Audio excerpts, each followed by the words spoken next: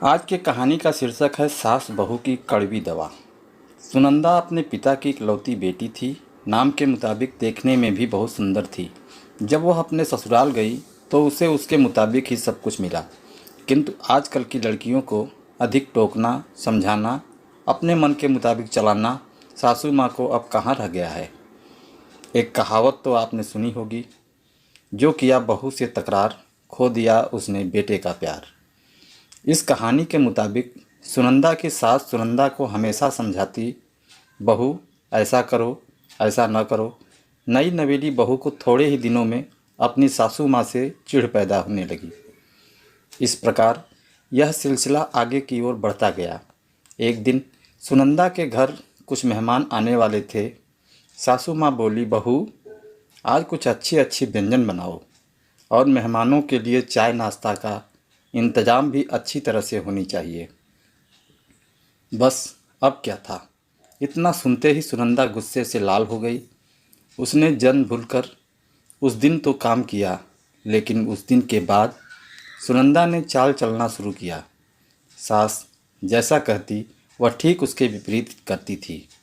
सास ने भी पुरानी कहावत के मुताबिक बहू को उसके माता पिता को गाली देना, उसे कोसना और बड़बड़ाना शुरू कर दिया। दोनों सास बहू में आनाकानी हमेशा चलता रहता था। एक दिन सुनंदा अपने पिता के घर रोती पीटती पहुंच गई। वह अपने पिता से बोली, पिताजी आप तो डॉक्टर हो, मुझे कुछ ऐसी दवा दीजिए जिसे खिलाकर वह बुढ़िया गूंगी हो जाए, क्योंकि वह मुझे गंदी गंदी गालियाँ देती है। इस पर पिताजी कुछ सोचते हुए बोले, बेटी मेरे पास एक ऐसी दवा है, लेकिन यह कड़वा है, वो आसानी से नहीं खाएगी। इसलिए मैंने एक युक्ति सोची है। तुम हर रोज़ 1 महीने तक यह दवा अपनी सास को खाना में मिलाकर खिलाती रहना। ठीक 1 महीने में वह पूरी तरह गूंगी हो जाएगी। लेकिन हाँ, यह दवा थोड़ा कड़वा है, इसलिए तुम खाना इतना प्यार से खिलाना कि उसे पता ही ना चले। दवा लेकर सुनंदा खुशी खुशी अपने घर आई और पिता के कहे मुताबिक अपना काम शुरू कर दी। अब सास जो कुछ भी कहती उसे वह मानती और उलटकर जवाब भी नहीं देती, क्योंकि वह जानती थी कि बुढ़िया तो अब महीने भर में गूंगी होने वाली है। बोल ले जितना बोलना है, उसके बाद वह चैन से रहेगी। अब हर रोज़ वह प्यार से चुटकी भर दवा खाना में मिलाकर प्यार से माँ जी को देती थी। माँ भी समझती शायद इसके माता पिता ने इसे समझाया बुझाया है, इसलिए यह लड़ना झगड़ना बंद कर दी है। अब माँ जी भी बहू की खूब प्रशंसा करती और बहू भी प्रशंसा सुनकर प्यार भरी बातें किया करती थी।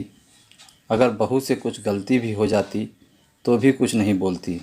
इस प्रकार महीना आते आते दोनों सास बहू में इतना प्यार बढ़ गया कि बहू अब अपनी सास की आवाज़ को खोना नहीं चाहती थी।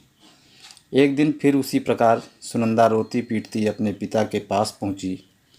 पिताजी बोले, अब क्या हुआ? सुनंदा बोली, पिताजी अब क्या होगा, मेरी सास बहुत अच्छी है, मैं उसकी आवाज़ खोना नहीं चाहती, वह मुझसे प्यार से बात करती है। अब मुझे कोई ऐसी दवा दीजिए जो कि मेरी माँ जी को दिया हुआ दवाई का असर काट सके और वह गूंगी ना हो पाए। इस पर पिताजी हंसते हुए बोले, बेटी तुम रोना धोना बंद करो और खुशी से रहो। जो दवा मैंने तुम्हें दिया वह कोई दवाई नहीं था, वह रिश्तों में घुली कड़वाहट उतारने की तरकीब थी। अगर मैं ऐसा नहीं किया होता तो तुम शायद आज नहीं सुधरती। बेटी इसी प्रकार यदि तुम अपनी सास के साथ अच्छे से रहोगी तो वह भी तुम्हें अपनी बेटी के समान प्यार करेगी। अब सुनंदा को सारी बातें समझ में आ गई थी। उसे अपनी गलती का एहसास भी हो गया था। वह वापस अपने ससुराल चली आई।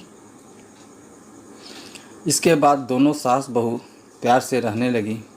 उनके बीच स्नेह और अपनापन का भाव आ गया और घर खुशियों से भर गया। दोस्तों, आशा करता हूँ ये कहानी आपको पसंद आई होगी। पसंद आई है तो कमेंट करके हमें ज़रूर बताइएगा और चैनल पर नए हैं तो चैनल को सब्सक्राइब भी कीजिए। कहानी सुनने के लिए आपका बहुत बहुत धन्यवाद।